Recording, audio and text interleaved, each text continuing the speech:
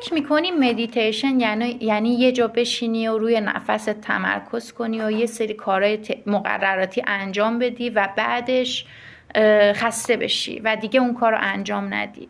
اما من میخوام یه تکنیکی یادت بدم که شاید از مدیتیشن هم بهتر باشه.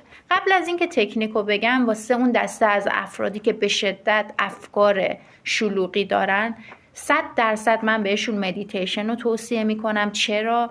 چون که وقتی تو مدیتیشن میکنی انگار مثل یه باشگاه ذهن میمونه و تو داری عضلات توجه تو قوی میکنی.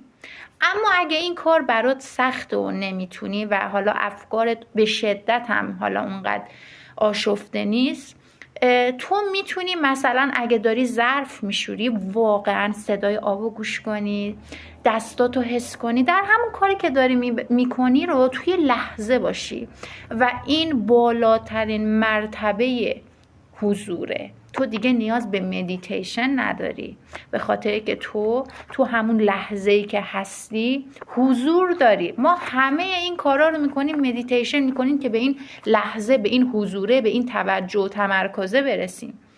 و اگه تو حتی بیرونی داری ستاره ها رو نگاه میکنی، اشکال نداره، اون لحظه تو واقعا با لذت داری ستاره ها رو نگاه میکنی، تو لحظه حضور داری. حتی اگه یه جا نشستی و هیچ کاری نمی کنی ولی درگیر افکار نیستی، یعنی افکار میان میرن ولی تو بهشون توجه نمی کنی، تو داری اصلا نشستن لذت میبری، نیازی هم نیست کار خاصی بکنی.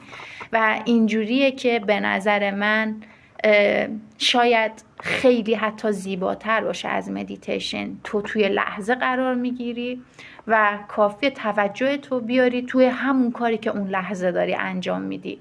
ولی برای کسانی که خیلی خیلی دیگه افکار به شدت متشنجی دارن 100% مدیتیشن باید انجام بشه.